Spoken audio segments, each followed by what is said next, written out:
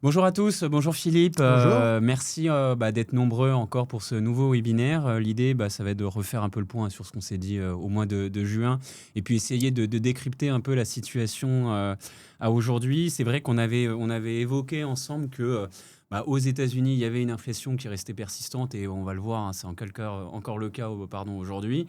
C'était pas forcément dû que à la hausse des prix du pétrole. Et puis, on a une croissance qui elle-même est résistante, qui ralentissait, mais au final, on va voir aujourd'hui que ça a probablement évolué, ce qui rendait en fait compliqué, hein, la vision de la Fed de baisser ses taux également. En Europe, c'est un peu différent. On n'était pas forcément d'accord avec la position qu'avait pris Christine Lagarde de remonter ses taux.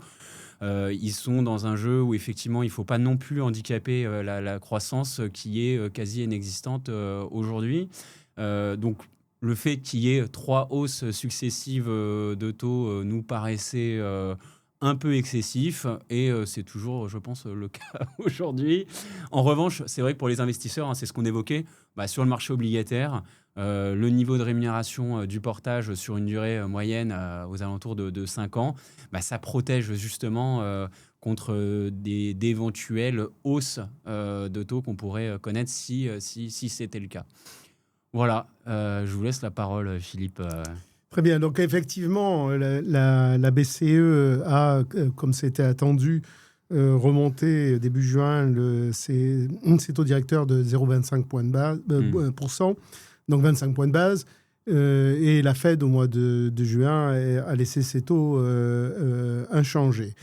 Donc, on voit que la BCE a décidé de réagir relativement rapidement aux premiers signes d'inflation. On va voir si c'était pertinent ou pas et si ça doit être prolongé ou pas. Quand on regarde les anticipations aujourd'hui des marchés concernant les banques centrales, on s'aperçoit que plus personne n'anticipe de baisse des taux. J'en suis très triste pour Donald Trump qui les attend impatiemment, mais plus personne ne les anticipe. Pour les prochaines réunions, en fait, le statu quo est plutôt majoritaire et il est très vraisemblable que ça sera le cas. On va voir pourquoi.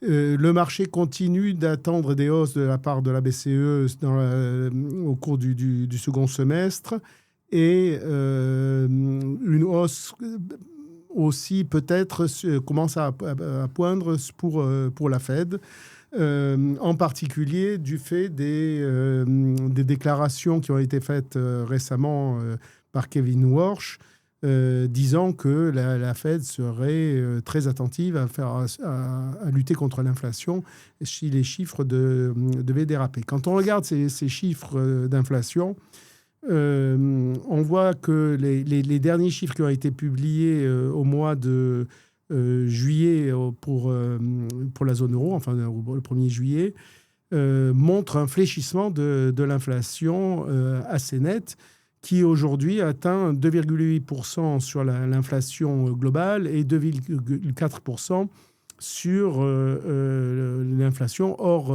prix de l'énergie et des produits frais. Et ça, c'est grâce à la hausse des taux récente, justement, de la part de Et la ça, BCE, qui est un peu... on va voir que ce n'est pas la hausse des taux qui a entraîné ce fléchissement, mais plutôt la baisse des prix du pétrole.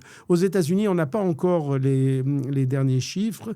On reste sur les publications du 10 juin et la prochaine publication sera que le 14 juillet. Et donc, on est effectivement sur des hausses de prix qui sont plus importantes, 4,2% pour l'inflation globale et 2,9% pour l'inflation sous-jacente.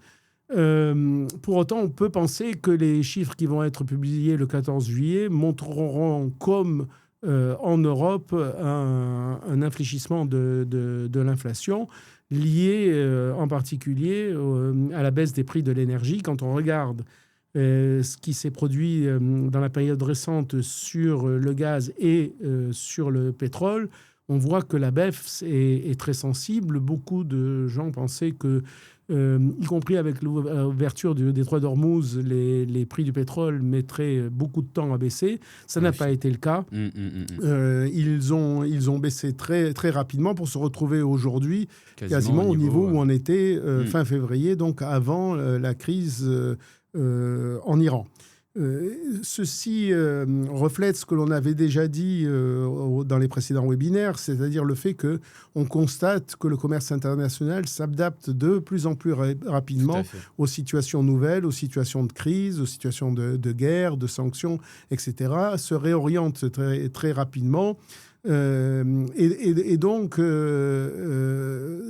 d'une part, les prix du pétrole n'ont pas monté autant que ce que l'on aurait pu craindre avec la fermeture d'Ormuz, et d'autre part, ils rebaissent très rapidement après. C'est pour ça que c'est important de garder un cap, justement, dans ces allocations et pas de faire des mouvements brutaux. Trop tempestifs, absolument. Quand on regarde la courbe que l'on vous avait déjà présentée le mois dernier, d'inflation en zone euro comparée au taux de dépôt de la BCE. Donc, on avait dit que, y compris en pleine crise en Iran, on n'avait pas du tout l'écart entre le niveau d'inflation et le taux BCE que l'on avait en 2022 avec la guerre en Ukraine. Et ceci se confirme, voire l'écart se réduit encore avec la baisse d'inflation et la hausse récente des taux de la BCE, si bien qu'aujourd'hui, le taux d'inflation est plus très loin du taux de la BCE. Et comme on peut penser que ce taux d'inflation va continuer à baisser, eh bien, pour nous, la nécessité de monter les taux n'est pas évidente.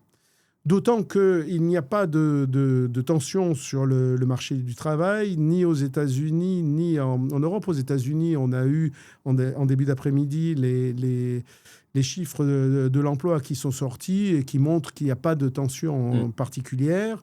Et en zone euro, on reste quand même avec un chômage qui est au-delà des 6%, donc pas non plus de tension sur le marché du travail. On a en parallèle assisté à une hausse du dollar.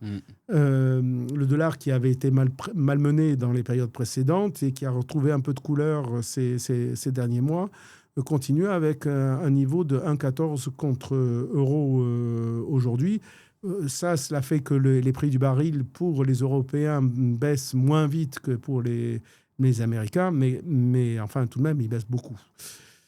Sur le plan de la croissance économique, alors là aussi, en ligne avec ce que l'on disait au mois précédent, on a une croissance en zone euro qui n'est vraiment pas brillante, donc au moins 0,2 au premier trimestre.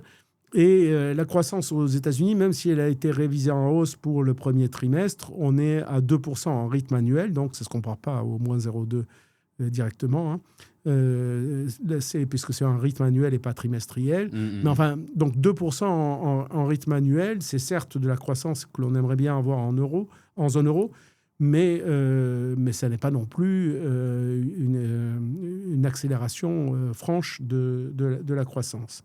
Quand on regarde d'ailleurs les prévisions de la Banque mondiale qui ont été publiées au 11 juin dernier, on s'aperçoit qu'elle a révisé sa croissance pour 2026 un peu partout, hormis pour l'Inde, légèrement en 2026, et donc à la baisse, et en 2027, légèrement à la hausse. Bref, ça ne fait pas beaucoup de changements, mais ça montre quand même qu'on a une croissance qui souffre quand même encore en 2026 de la situation.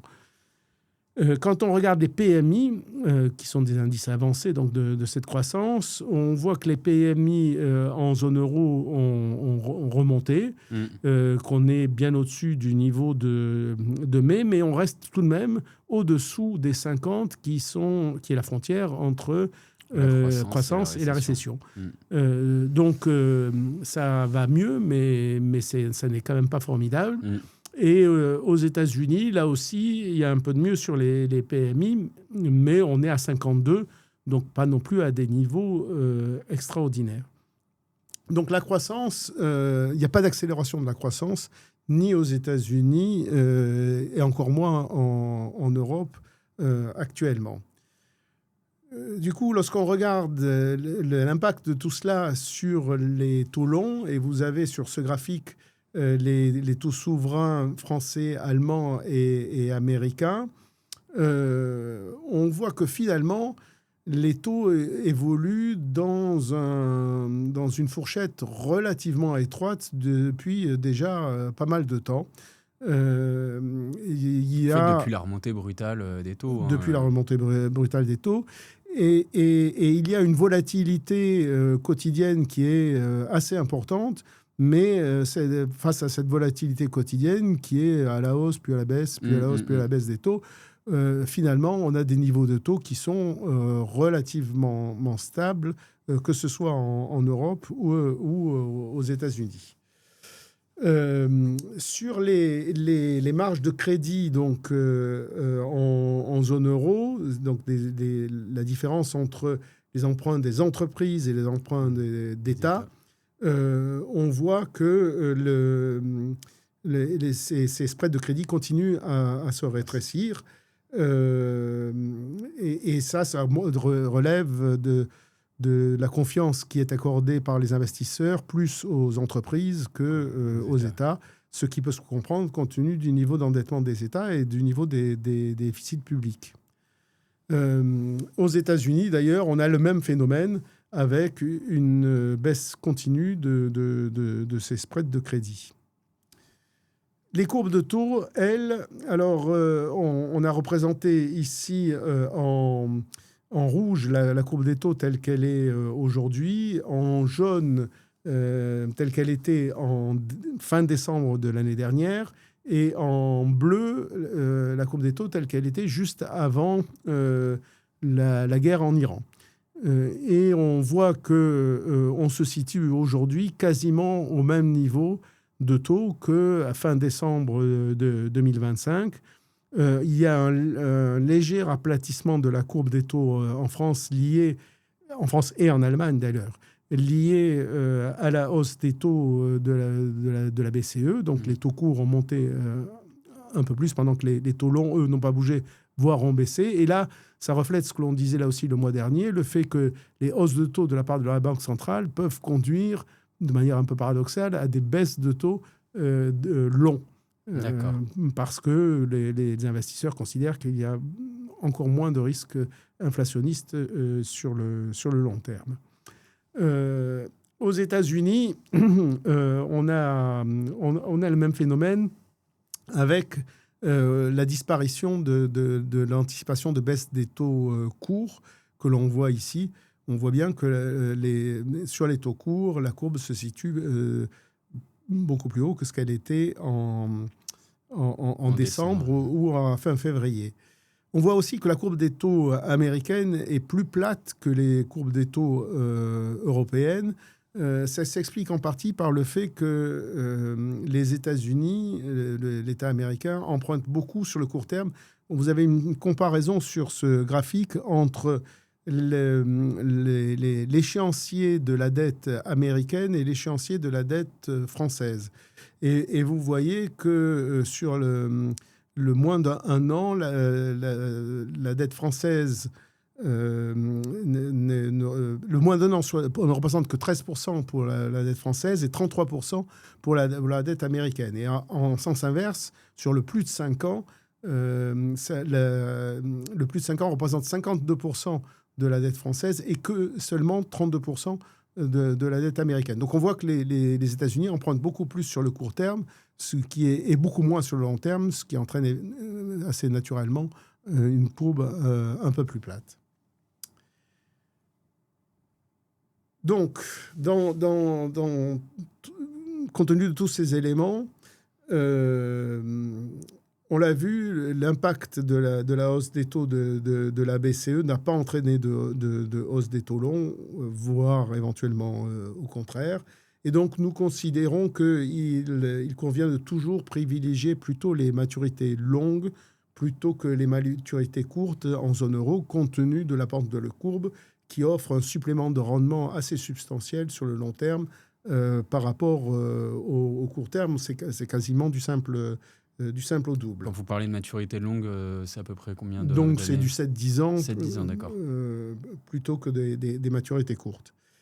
Et puis, malgré le rétrécissement des marges de crédit, nous pensons toujours qu'il vaut mieux privilégier les emprunts d'entreprise plutôt que les dettes d'État, parce que l'on voit la difficulté qu'il y a pour les États, en particulier pour la France, à réduire ses déficits et donc sa dette. En conclusion, on peut dire que les marchés obligataires en Europe sont dans une situation, et même aux États-Unis, dans une situation un peu paradoxale, avec une volatilité relativement importante d'une séance à l'autre, où on peut avoir des variations d'une dizaine de points de base de taux d'une séance sur l'autre, et en même temps, finalement, une fourchette d'évolution des taux qui reste relativement étroite, donc une assez grande stabilité des taux longs. On voit aussi que malgré une certaine forme de démondialisation liée aux conflits armés ou aux conflits commerciaux avec les droits de douane qui ont été mis à droite ou à gauche, on est frappé par l'adaptabilité du commerce international, sa flexibilité, ce qui a permis de maintenir des prix du pétrole, des matières premières à des niveaux acceptables malgré un conflit qui a bloqué une zone majeure. Et donc ça, c'est quand même rassurant pour ce qui est de l'inflation à venir. Par ailleurs, en Europe, on connaît toujours une croissance très faible qui, pour nous, constitue un problème plus préoccupant que celui de l'inflation qui, finalement, reste très mesuré. Et donc, de ce fait, il nous paraît que procéder à 2 nouvelles hausses de taux de la part de la BCE pour lutter contre une inflation qui ne présente qu'une menace relativement légère et qui pourrait handicaper la croissance n'est pas nécessairement une bonne idée. Donc, de ce fait-là, on n'anticipe pas de hausse de taux pour le moment, de la part de la BCE. Ok. Mais écoutez, merci beaucoup Philippe pour ces explications. J'espère effectivement qu'on a pu éclairer sur l'équipe du Paraguay. Là, j'espère qu'il n'y aura pas cette problématique. Merci beaucoup à tous d'avoir suivi ce webinaire. Le mois prochain, on ne sera pas présent. Non. Voilà, c'est les vacances. Et j'espère pour vous aussi. Et on se retrouve dès la rentrée de septembre pour éclairer au mieux votre lanterne. À très bientôt. À bientôt et bonnes vacances à tout le monde. Bonnes vacances.